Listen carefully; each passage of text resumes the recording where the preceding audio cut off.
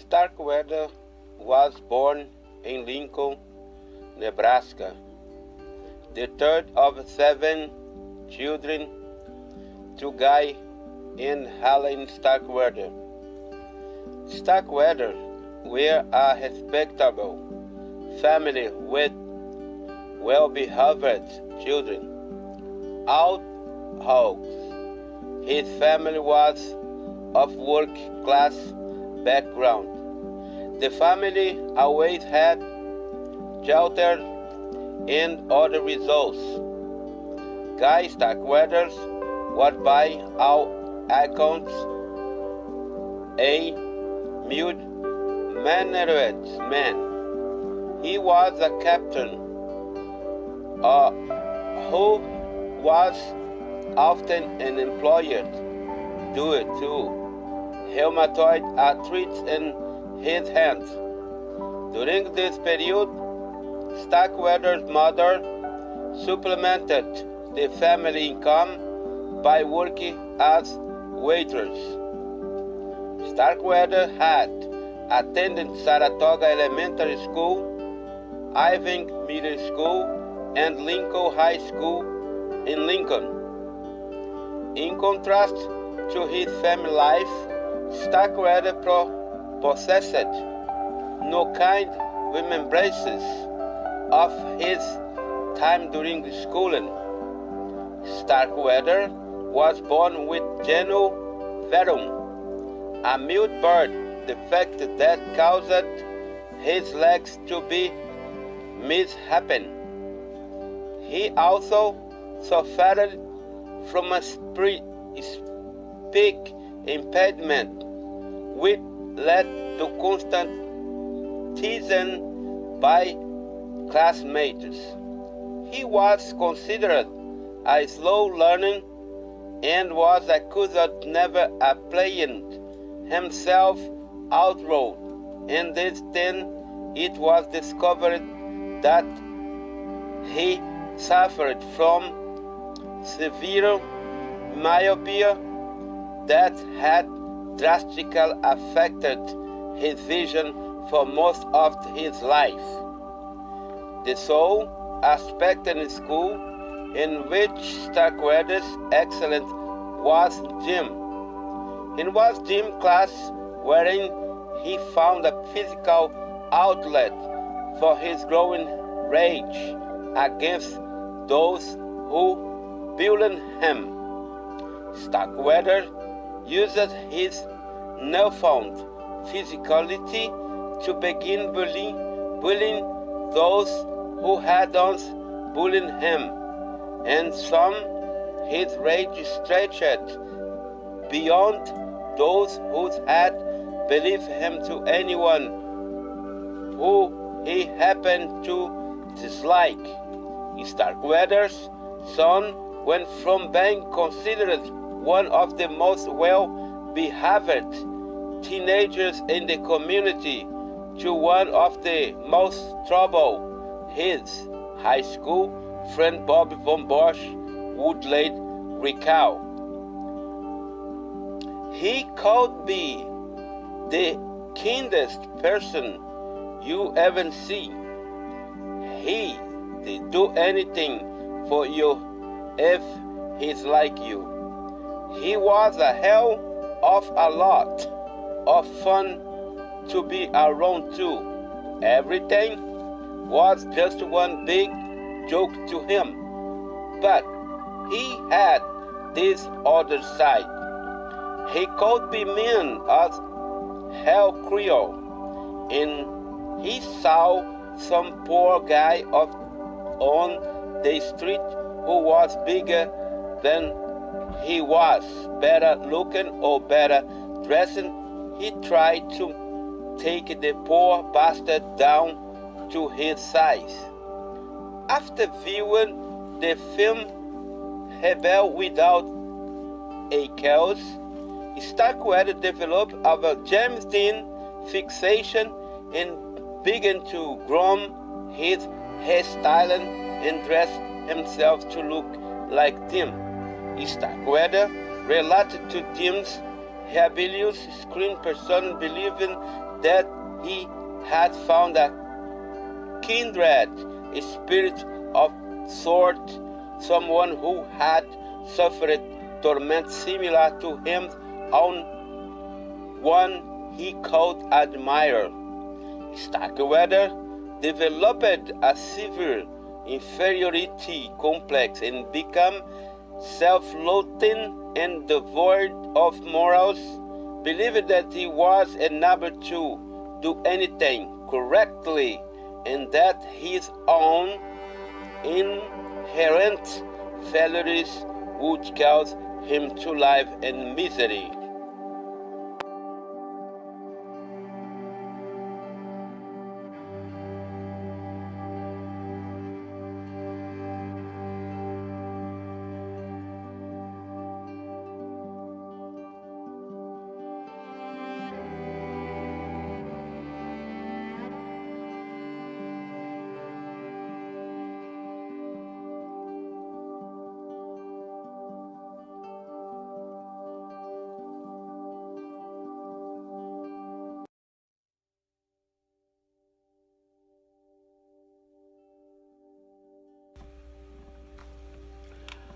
In this moment, we're going to talk about the relationship with Caril Ann Fugate in Starkweather. In 1956, 18 years old Charles Starkweather was introduced to 13 years old Caril Ann Fugate. Starkweather dropped out of Lincoln High School in his senior year and became employed at a Western Union newspaper warehouse. He sought employment there because the warehouse was located near Whittier Junior High School in Lincoln, where Caril was a student. His employment allowed him to visit her every day after school. Starkweather was considered a poor worker, and his employer later recalled, "Sometimes you'd have to tell him something 2 or 3 times." Of all the employees in the warehouse, he was the dumbest man we had. Starkweather taught Fugate how to drive, and one day she crashed his 1949 Ford into another car. Starkweather's father paid the managers as he was the legal owner of the vehicle. This caused an altercation between Starkweather and his father. Refused to condone his son's behavior, he banished his son from the household. Starkweather quit his job at the warehouse and was employed as garbage collector for minimum wage. One of the homes on his road was the residence of future talk show host Dick Carver, and Starkweather had once met Carver's father. Starkweather began progressing toward his nihilistic views on life, believing that his current situation was the final determinant in how he would live the rest of his life. He used the garbage road to begin plotting back robberies and finally conceived his own personal philosophy by which he lived the remainder of his life. That people are all on the same level.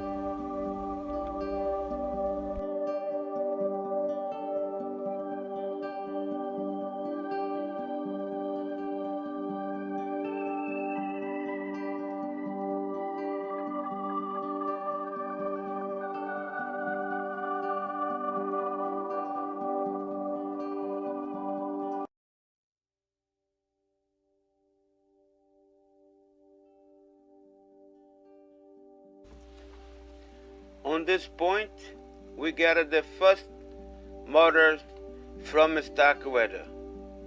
On November 30, 1957, Starkweather went to a service station in Lincoln, where he tried to purchase a stuffed toy dog for Fugate on credit. Robert Covert, the station attendant, refused to accept credit, and Starkweather left enraged. At 3 o'clock a.m. on December 1st in 1957, Starkweather returned to the station with a 12-gauge shotgun. Initially, he left the weapon in the car, entered the station, and bought cigarettes from Covert. Starkweather left, drove down the road, turned around, and returned to the station, again leaving the weapon in the car. This time he purchased a package of the chewing gum, and then once again left and drove away. He parked a distance away from the station. He sported a red bandana underneath a hat, and then walked to the station with the shotgun and a canvas bag. He held Covert at gunpoint and stolen $100 from the cash register before forcing Covert to walk back to his car. Starkweather drove Covert to a remote area outside of the Lincoln and forced him out of the car, at which point Covert strangled with Starkweather in an attempt to get hold of the shotgun. The shotgun fired in the scuffle, shooting Covert in his kneecaps. Starkweather then killed him. The older Covert with a shotgun blast to the head. Starkweather would later claim that in the aftermath of the murder, he believed that he had transcended his former self to reach a new place of existence in which he was above and outside the law. He confessed the robbery to Fugate immediately, claiming someone else had killed Covert, which Fugate did not believe.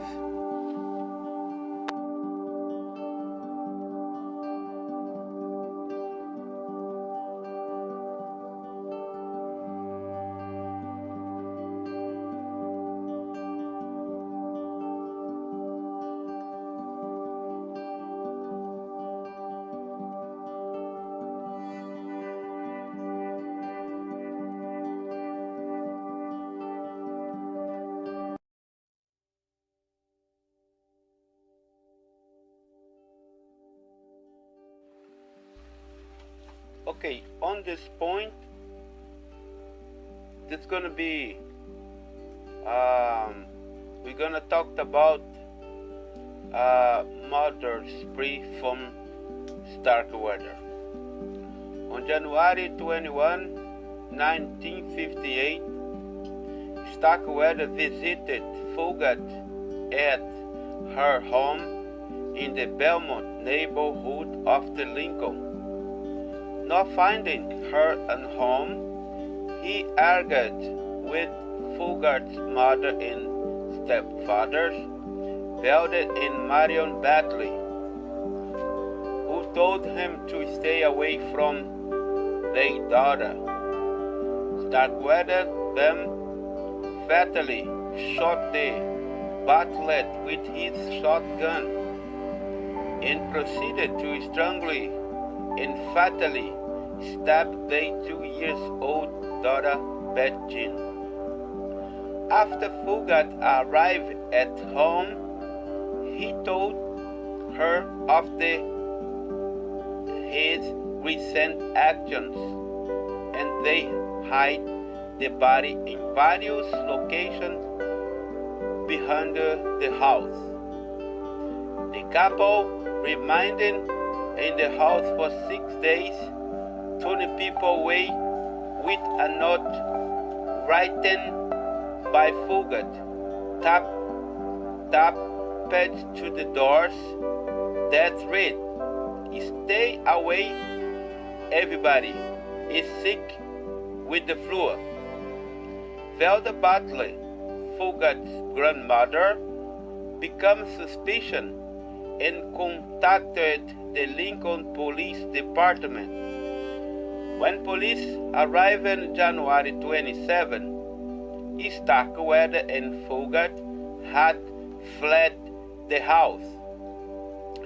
Starkweather and Fugate drove to the Bennett, Nebraska farmhouse of the 17-year-old August Meyer, a Starkweather family friend, who Starkweather killed with a shotgun blast to the head. As they were fleeing the area, Starkweather and Fugate drove their car into mud and abandoned the vehicle. When Robert Jensen and Caril King, two local teenagers, stopped to give them a ride, Starkweather forced them to drive back to an abandoned storm shelter in Bennett, where both were shot and killed. Starkweather admitted shooting Jensen and claiming Fugate shot King. They stole Jensen's car and fled Bennett. The two drove into a wealthier section of the Lincoln, where they entered the home of industrialist C. Lauer and Clara Ward. Both Clara Ward and Mind Lillian Fancy were fatally stabbed. Starkweather later admitted throwing a knife and Ward. However, he accused Fugate of afflicting the multiple stab wounds that were found in her body. He also accused Fugate of fatally stabbing Fancy, whose body also had multiple stab wounds. When Lauer returned home that evening, Starkweather shot him. Starkweather and Fugate filed Lauer's black 1956 Packard with the stolen jewelry from the house and fled Nebraska. The murders caused an uproar within Lancaster County, with all law enforcement agents in the region thrown into a house-by-house search for the killers.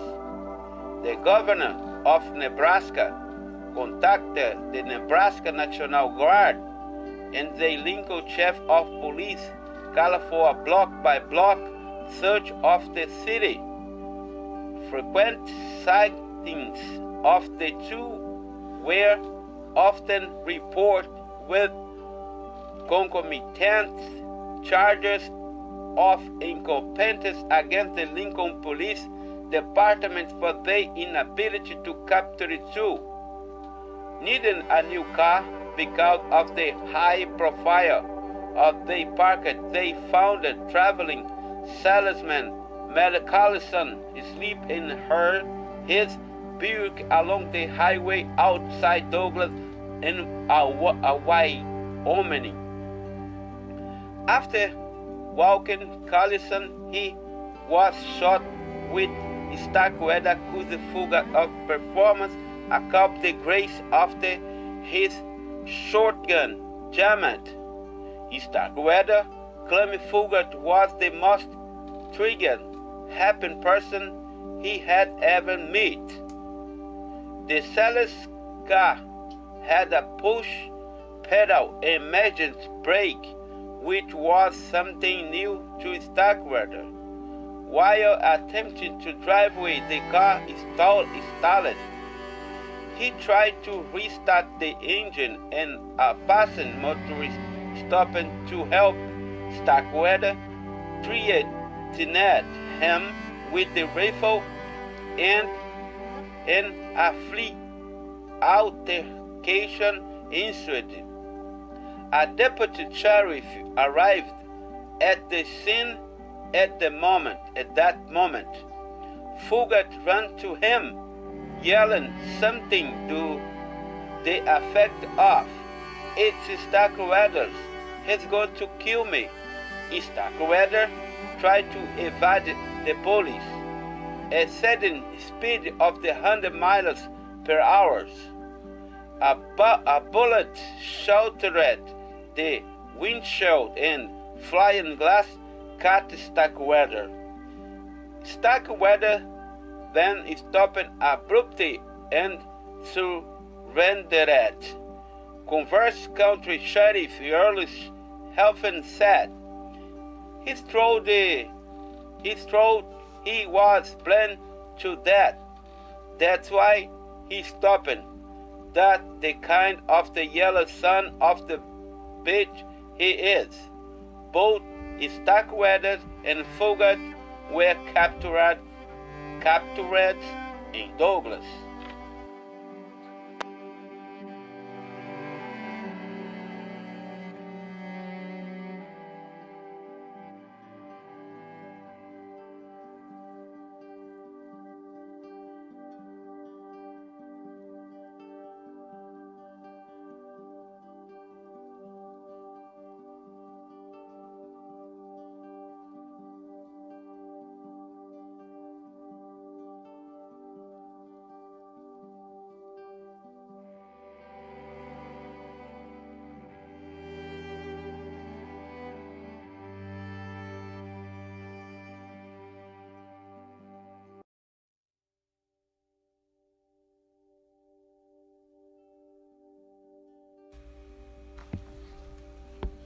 Finally, on this time, we're gonna talk about the trial and Starkweather execution.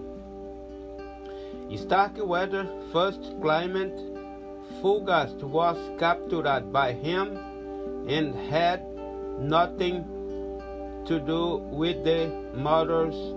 However, he changed his story several times, finally testifying at her trial that she was a willing participant.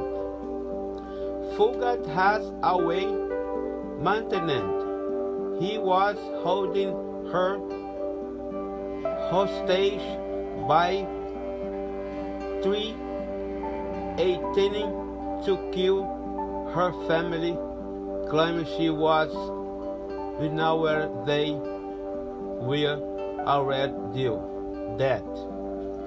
Judge Harry A. Spencer did not believe that Fugate was held hostage by Starkweather, as she had many opportunities to escape. Starkweather received the death penalty for the murders of Robert Jensen, the only murder he was tried for, and Fugate received a life sentence on November 21 in 1958. Her sentence was eventually commuted, allowing her to be paroled in June 1976. Charles Starkweather was executed in the electric chairs at the Nebraska State Penitentiary in Lincoln, Nebraska at 12:01 a.m. on June 25, 1959. Fugate was paroled in June 1976 after serving 18 years at the Nebraska Correction Center for Women in York, Nebraska. She settled in Lansing, Michigan, where she changed her name and worked as a janitor at a Lansing hospital. Fugate has never married and refused to speak of the murders.